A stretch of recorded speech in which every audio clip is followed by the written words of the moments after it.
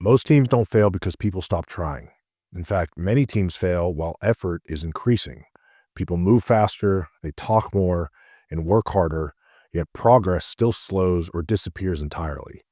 That's because effort alone doesn't solve uncertainty. When the environment becomes non-routine and information is fragmented, effort, without someone to coordinate it, doesn't help. It makes things worse. A large-scale field experiment put hundreds of real teams into exactly that situation. No hierarchy, no assigned leader, limited time, incomplete information, and a task that could only be solved through coordination. Nothing about intelligence or motivation was held back, and yet more than half of those teams failed. Not because they lacked any ideas, but because no one organized what the group was doing once the task stopped being obvious. When those same teams were simply encouraged to recognize one person as responsible for coordinating the group and proceeded to do so, performance changed immediately. Not because that person was more charismatic, not because any of the incentives had changed, but because coordination stopped being accidental, and the difference was measurable. Higher success rates, faster execution, and no loss of creativity. Welcome back to the Leadership Lab. I'm Evan McGugan. I'm a former Division I lacrosse player, a United States Naval Academy graduate, and a former SEAL officer. I spent more than a decade leading teams in high-pressure environments where clarity, composure, and influence weren't optional. They were basic requirements. I also hold a master's in the psychology of leadership and an MBA from Penn State. Today, I use that background combined with leadership psychology and performance research to help professionals, coaches, and athletes learn how to think clearly under pressure, build trust, and influence effectively so that their teams can solve hard problems. The goal of this episode is not to debate leadership styles or personality types. It's to explain why leadership exists in the first place and what happens to teams when uncertainty disrupts coordination, and how leadership functions as a stabilizing force when effort alone stops being enough. By the end of this episode, you'll understand why leadership becomes more important as work becomes less predictable, why confidence and charisma are often the wrong focus, and how effective leaders reduce confusion instead of exporting it. Before getting deeper into the video, it's worth naming the foundation this comes from.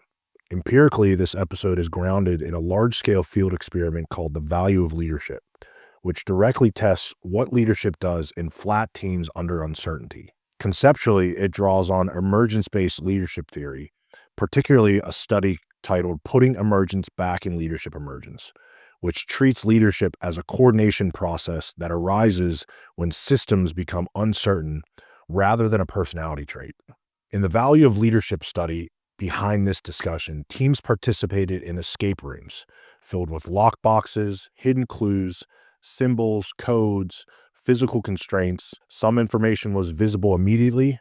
Other information could only be accessed after solving earlier problems. Certain actions were useless unless other tasks had already been completed. No single person ever had access to all the relevant information at once. Teams had to search different areas simultaneously, share partial information verbally, and avoid duplicating effort, and sequence actions correctly under time pressure. The clock was visible the entire time, making the cost of confusion impossible to ignore. The controlled experiment in the value of leadership study used escape rooms, which is really clever because it mirrors modern work environments incredibly well. In most organizations, information is fragmented across people and departments and systems, emails, and meetings. Tasks are interdependent rather than linear. Deadlines compress time. Authority is often unclear or distributed, especially in cross-functional teams. Most people are working without seeing the full picture, and success depends less on the individual brilliance than on how well partial efforts are synthesized. It mirrors modern work environments so well for one main reason. Failure rarely comes from a lack of effort. It comes from misaligned effort that no one steps in to motivate and organize. In the controlled condition, teams were simply told to solve the escape room. No one was encouraged to lead, coordinate, or assign roles. These teams didn't collapse immediately. At first, they looked functional. People spread out, they searched, they talked, but as the task progressed, predictable breakdowns appeared. Multiple people worked on the same problems without realizing it. Important discoveries weren't communicated clearly. Some participants stayed busy but directionless, while others waited for guidance that never came. As pressure increased, behavior became reactive instead of deliberate. Only 44% of these teams completed the escape room successfully. That matters because it tells us something precise about leadership. Failure didn't come from lack of intelligence, motivation, or effort. It came from uncoordinated effort. When leadership was absent, the group didn't slow down, it fragmented. Their activity increased, but direction and alignment disappeared. The researchers then introduced a leadership intervention that was intentionally minimal. They didn't train leaders, they didn't assign authority, they didn't introduce incentives or punishments. Teams were simply encouraged to recognize one person as responsible for guiding the collective effort. That single change produced a clear causal effect. With leadership present, 63% of the teams completed the escape room successfully. On average, they finished about 2.5 minutes faster. Nothing else changed. The people, the environment, the difficulty, and the incentives all remained the same. The presence of leadership increased both the likelihood of success and the speed of execution. Researchers also tested whether leadership worked differently depending on how it was framed. Motivator versus coordinator. There was no meaningful difference. Leadership effectiveness here did not depend on inspirational style, emotional tone, or motivational framing. The presence of leadership itself was what mattered. Behavior inside the room also changed in measurable ways. Teams with leadership reorganized themselves organically. Search efforts became more distributed, people stopped clustering around the same tasks, information flowed more clearly. Teams coordinated who was doing what instead of reacting to who spoke loudest or discovered something most recently. The presence of leadership did not reduce exploration. Teams didn't ask for more hints, they didn't become rigid, they didn't sacrifice originality of ideas.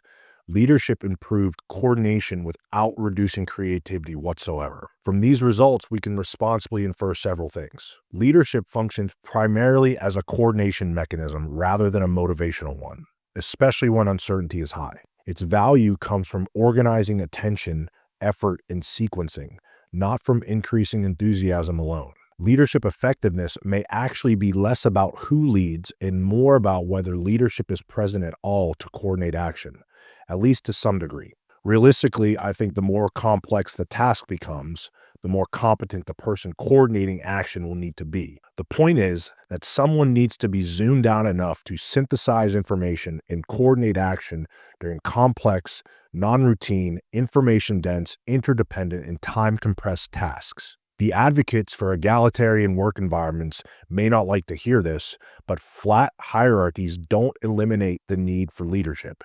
They actually increase it because coordination doesn't happen automatically. The value of leadership increases as tasks become more non-routine, more information-dense, more interdependent, and more time-compressed, which are precisely the conditions that define a large proportion of the modern workplace. One of the most striking findings is regarding financial motivations.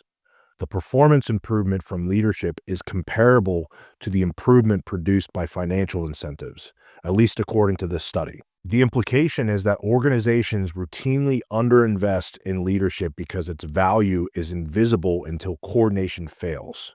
Money is tangible, it's easy to see, easy to quantify. Leadership is not. But it may actually be the case that coordination failures quietly erase more value than incentive solutions create. Leadership can be misunderstood when we associate it with personality, confidence, or charisma, or any other abstract trait for that matter. The study from this episode, The Value of Leadership, shows leadership works to increase team performance even when stripped of those traits. It empirically demonstrates that leadership matters because it reduces confusion, stabilizes effort, and aligns behavior under pressure. On top of that, structure doesn't suppress creativity. It makes creativity usable because it's coordinated. Leadership doesn't matter because leaders are exceptional people, although sometimes they are, and we would certainly always like them to be. Leadership matters because uncertainty punishes groups that don't coordinate. When leadership is absent, group effort eventually scatters. And when leadership appears early and clearly, then behavior aligns quickly. If leadership is primarily a coordination mechanism, then many debates that people have about leadership are really misplaced. The real question under pressure isn't who is most inspiring, it's who is making work understandable and direction clear. The question is who is clarifying what matters now, what can wait, and what's next. That's how leadership showed up in the escape room, and that's exactly how it shows up in modern organizations. Leadership exists because uncertainty tends to break coordination faster than effort can fix it. When environments are simple, leadership can feel communal, optional even. When environments become complex and decisions matter, leadership becomes critical and more hierarchical. Not because leaders are special, but because groups without coordination cannot think clearly under pressure. That is why leadership exists, and that is why it matters most when the work stops being obvious. If you enjoyed this video, be sure to like, subscribe, and share it with a colleague, a coach, or a teammate that you know. Drop a comment if you want me to discuss a certain leadership topic.